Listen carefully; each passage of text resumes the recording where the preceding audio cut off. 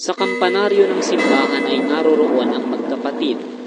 Ang maliit ay si Crispin na matatakutin at ang malaki ay si Basilio na may kalakasan ng loob.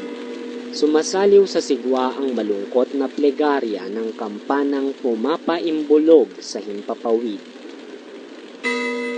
Bayaran mo na, kaka.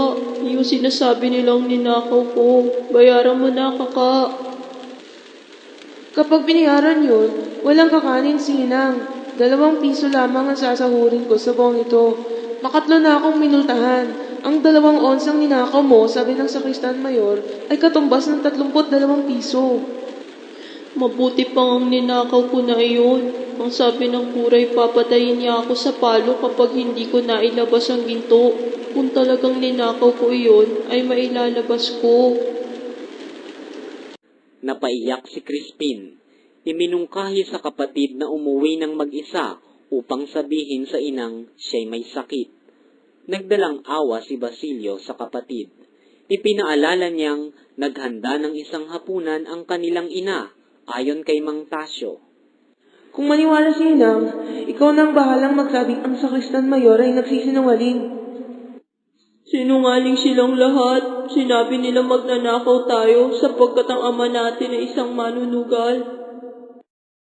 Hindi pa man natatapos magsalita si Crispin ay lumitaw sa hagdanan ang ulo ng sakristan mayor na may ugaling manubok. Basilia, minumultahan kita ng kalahati dahil sa hindi sunod-sunod ang pagkatugtog mo ng kampana. Ikaw, Crispin, ay may iwan hanggang hindi mo inilalabas ang iyong ninakaw. Tumutol si Basilio. Nagalit sa pangangatwiran ni Basilio ang sakristan mayor at kinaladkad nito si Crispin. Kaka, papatayin nila ako! Huwag mo akong pabayaan! Nabigla si Basilio. Ang alingawngaw ay napalitan ng kalabog ng katawan ni Crispin sa baitang ng hagdan.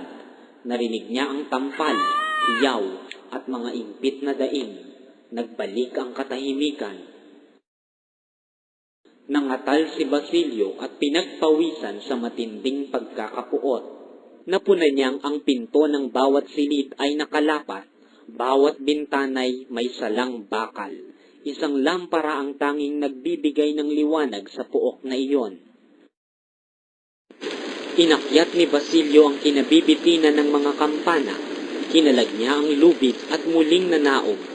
Inagbuhol niya ang mga lubid, itinali sa palababahan at buong ingat na naghugos sa gitna ng kadiliman.